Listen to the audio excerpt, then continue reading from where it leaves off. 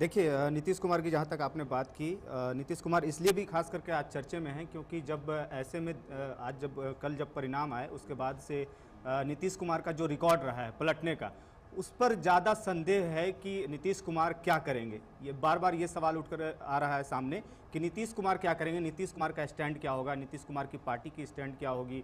नीतीश कुमार के जो लोग हैं, जो नेता हैं, उनके जो वरिष्ठ नेता हैं जैसे केसी त्यागी हैं, जमा खान है जो अल्पसंख्यक मंत्रालय संभालते थे, लेकिन इस तरह के जो सवाल आ रहे हैं सामने कि नीतीश कुमार क्या पीएम का अगर पद दिया जाएगा उनको तो क्या वो पलट जाएंगे। तो कुल मिलाकर के नीतीश कुमार के पलटने को लेकर के ज़्यादा चर्चा हो रही है क्योंकि उनका ऐसा रिकॉर्ड रहा है। जब परिणाम आए हैं उसके बाद से समझ लीजिए कि दिल्ली की जो चाबी है वो नीतीश कुमार के हाथों में इस वक्त नज़र आ रही है। नीतीश कुमार अब क्या करेंगे इस पर सवाल है कि नीतीश कुमार कैसे इसको लेते हैं, क्योंकि जब तस्वीरें आज सुबह में निकल करके जो सामने आई वो सबसे ज़्यादा चर्चे में रही क्योंकि नीतीश कुमार फ्लाइट में तेजस्वी यादव के साथ दिखे और आगे पीछे दिखे। लेकिन अभी जो तस्वीरें निकल कर जो लेटेस्ट आई हैं सामने वो ये हैं कि दोनों चाचा भतीजे जो हैं दोनों एक साथ बैठे हुए नजर आए हैं। तो इस पर और ज़्यादा कयास लगने शुरू हो गए हैं कि नीतीश कुमार क्या सचमुच में एक बार फिर से पलटने वाले हैं या नहीं पलटने वाले हैं। देखिए, अगर हम बात करें जनता दल यूनाइटेड की तो नीतीश कुमार की पार्टी ने इस बार 13 सीटें जीती हैं। वहीं इसमें अगर हम बात करें कि अगर जिस तरीके से इंडिया अलायंस की तरफ से जो बातें कही जा रही हैं, जो ऑफर्स दिए जा रहे हैं, उसमें नीतीश कुमार कितना ज़्यादा उसको एक्सेप्ट करेंगे या फिर कितने चांसेस आपको लग रहे हैं कि नीतीश कुमार जो है वो इंडिया अलायंस का हाथ थाम सकते हैं। देखिए अगर बात करें हम एनडीए गठबंधन की तो एनडीए गठबंधन में जो पार्टियां हैं, जैसे 5 बड़े सहयोगी दल हैं उनके सामने, जैसे टीडीपी हो गए, जेडीयू हो गए, शिवसेना और एलजेपी रामविलास गुट की अगर हम बात कर लें, और जेडीएस। जेडीयू के पास 12 हैं, जहां 16 सीटों पर जेडीयू चुनाव लड़ रही थी, बीजेपी से कम सीटों पर चुनाव लड़ रही थी, यानी एक सीट उससे कम सीटों पर चुनाव लड़ रही थी। 17 पे बीजेपी थी और 16 पे जेडीयू चुनाव लड़ रही थी। लेकिन जो आंकड़े निकल करके सामने कल आए हैं, जो परिणाम निकल करके सामने आया है, वहां पर बीजेपी भी 12 सीटों पर जीत दर्ज करती है और जेडीयू भी 12 सीटों पर जीत दर्ज करती है। ऐसे में बीजेपी अगर कह लें कि आप 17 सीटों पर चुनाव लड़ती है लेकिन 12 सीटें जीतती है। नीतीश कुमार यहाँ पर बड़े भाई की भूमिका में है। बीजेपी की अगर बात करें हम और जेडीयू की अगर हम बात करें तो इन दोनों में बड़े भाई की भूमिका में नीतीश कुमार बिहार से निकल करके सामने आए हैं। और फिर राष्ट्र स्तर पर देखें तो 5 बड़े सहयोगियों में सबसे ज़्यादा सीटें जो हैं टीडीपी के पास हैं, 16 सीटें हैं, हालांकि दूसरे नंबर पर नीतीश कुमार हैं।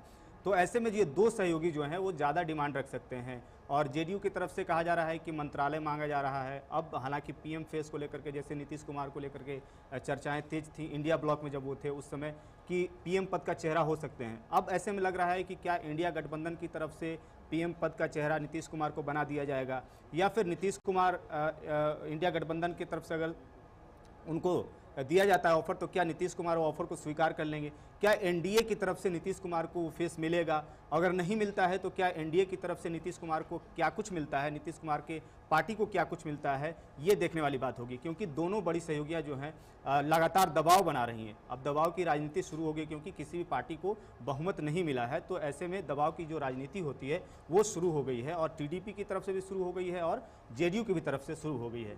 बात करें आंकड़ों की तो आंकड़ों के आने के बाद लगातार ये कयास लगाए जा रहे थे कि इंडिया अलायंस की तरफ से नीतीश कुमार के लिए उप प्रधानमंत्री की जो पोस्ट है उसके लिए कहा गया है, उसका ऑफर दिया गया है। वहीं उसके बाद हमने आज देखा कि एनडीए की बैठक में शामिल होने के लिए नीतीश कुमार और इंडिया अलायंस की बैठक में शामिल होने के लिए नीतीश कुमार जो तेजस्वी यादव थे वो दोनों के दोनों फ्लाइट में आगे पीछे बैठे हुए नजर आते हैं। फिर जैसे आपने बताया कि तस्वीर जो सामने आई, हालिया तस्वीर जो देखने में सामने आई है, उसमें दोनों साथ ही बैठे नजर आते हैं। तो सर, जिस तरीके से जब नीतीश कुमार ने पलटी मारी थी उस वक्त भी तेजस्वी यादव का बयान सामने आया था कि आप खुशी खुशी चले जाते, हम आपको जाने देते, इस तरीके से। तो क्या लगता है कुछ तो बातचीत हुई होगी इस चुनाव में? देखिए लगातार नीतीश कुमार की जो बात हो रही थी तेजस्वी यादव की तरफ से प्रत्यक्ष रूप से, मतलब डायरेक्ट रूप से वो हमले नहीं किए गए हैं।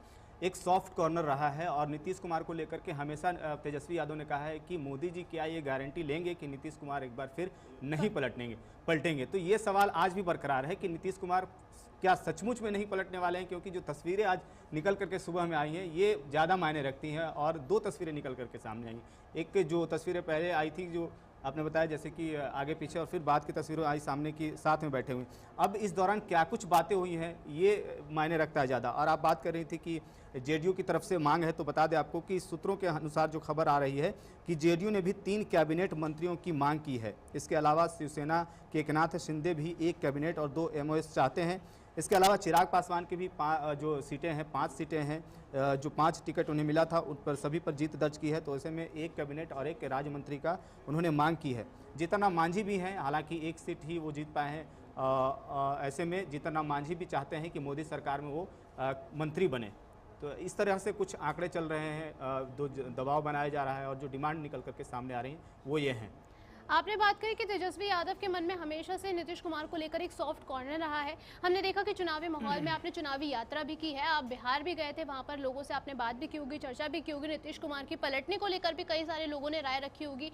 तो बिहार की जनता के मन में क्या नीतीश कुमार के लिए सॉफ्ट कॉर्नर है? नहीं, जनता के मन में ये है कि नीतीश कुमार को जानते हैं लोग कि ये कभी भी पलट सकते हैं, क्योंकि इन्होंने वो विश्वास खो दिया है। जो राजनीति में विश्वास होता है वो विश्वास पूरी तरह से नीतीश कुमार खो चुके हैं। हाँ, परिस्थिति के अनुसार जो है वो कदम बढ़ाते रहते हैं नीतीश कुमार। तो ये बात है कि अब क्या परिस्थितियाँ होंगी, आगे आने वाले 1-2 दिनों में क्या कुछ उलटफेर होगा, फिर ये बहाना कर सकते हैं कि हमने जो मांग की थी उस मांग पर मतलब बीजेपी ने समर्थन नहीं दिया तो हम पलट करके इधर आ गए। नीतीश कुमार भी देखिएगा आप, अभी भी जब उनसे बात की गई, उनसे लोगों ने पूछा कि क्या कुछ होगा, तो उन्होंने बहुत बेहतरीन तरीके से डिप्लोमेटिक आंसर दिया और कहा है कि सरकार तो बनेगी ही। अब सरकार किसकी बनेगी ये संशय है, किसकी एनडीए ब्लॉक की बनती है या इंडिया गठबंधन की बनती है ये देखना होगा। लेकिन नीतीश कुमार बेहद ही सरल तरीके से यहाँ पर जवाब देते हुए नजर आ रहे हैं और बहुत बढ़िया तरीके से खेल रहे हैं।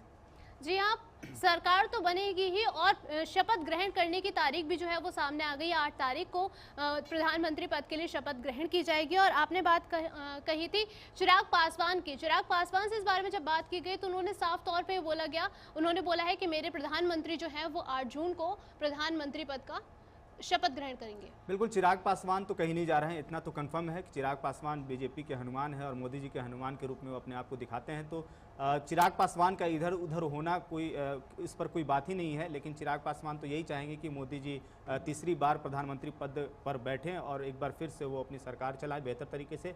लेकिन जो टीडीपी और जेडीयू की बात है तो यहाँ पर ही कॉन्फ्लिक्ट है और ये जो बातें चल रही हैं वो यही निकल करके सामने आ रही है कि टीडीपी और अगर जेडीयू निकल करके सामने आ जाते हैं इंडिया ब्लॉक के, अगर इंडिया ब्लॉक का जो की तरफ से जो प्रस्ताव रखा जाएगा उस पर अगर मुहर लग जाता है, मान लेते हैं, तो ऐसे में जो है बीजेपी के लिए टेंशन वाली बात है।